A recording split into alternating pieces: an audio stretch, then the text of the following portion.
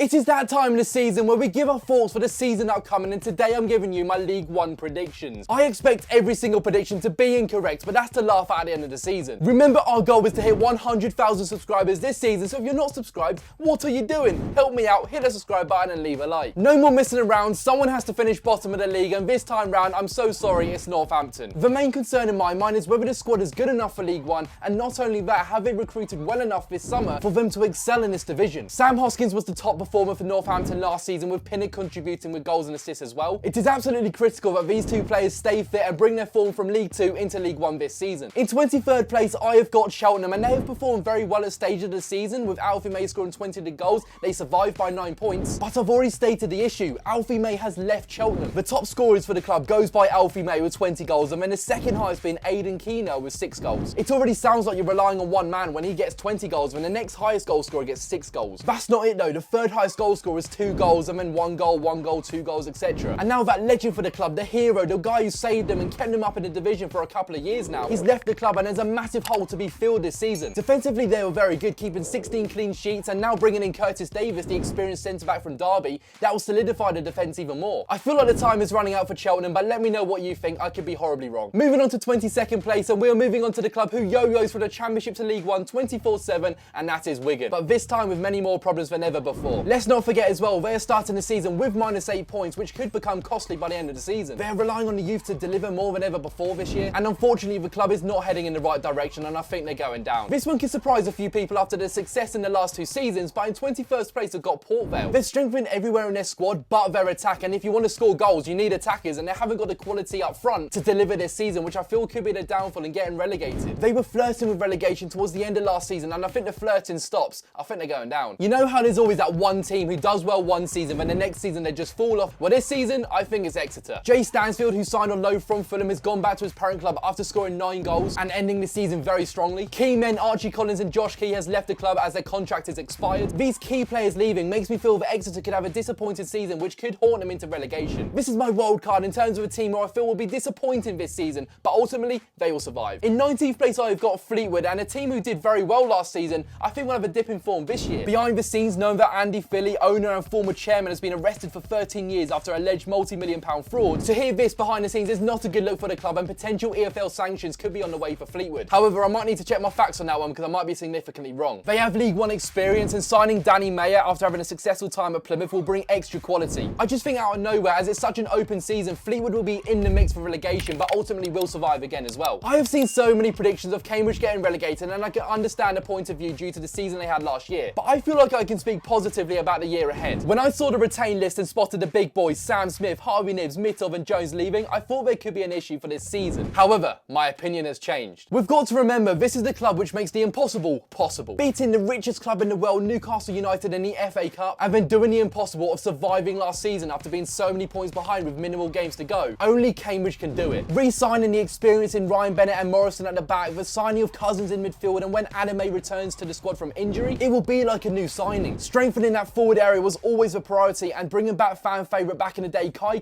will bring much needed quality and experience. We shouldn't be looking too much into pre-season, but they've been killing it. Beating St Albans, beating Ipswich, beating Gillingham, their pre-season they've been on fire, and it is so important having that winning mentality going into a season. They're such a fantastically well-run club, and I feel like this team will shock a few people this season. I think they'll be flirting with relegation, but ultimately they'll survive. They'll have the negative experiences from last season, bring it into this season, they'll rectify that, use that experience, and they will stay up. There is one man who I think will keep this club up. In 17th place, it is Carlisle. Paul Simpson, the manager, is the reason Carlisle are where they are right now. His successful 2 years restructuring the club has brought them success and promotion after being Stockport at Wembley. When getting promoted, you're incredibly hungry to stay in the division, and under this manager with a strong togetherness, I feel they'll get over the line and survive. It will be tough, they will have their moments, but they will survive. I think they're going to do it. Paul Simpson is the man. Moving on to 16th, we've also got newly promoted Stevenage. This is a club over the last year who have recruited with such purpose, and a club which are definitely on the up despite nearly getting relegated 2 years ago. They arrive in this division with stability and quality throughout, and with signing championship proven players like Nick Freeman and Louis Thompson. This has given me confidence that Steve Evans will pull the strings and keep Stevenage well in the division. In 15th place, we have got Shrewsbury. The news I didn't expect was Steve Cottrell leaving the club after the success and run of form the club was on at the start of the calendar year. I would have said that this club would have fought for a top half finish if they kept the manager. And with him leaving, I feel like Shrewsbury won't do as well this year as it did last year,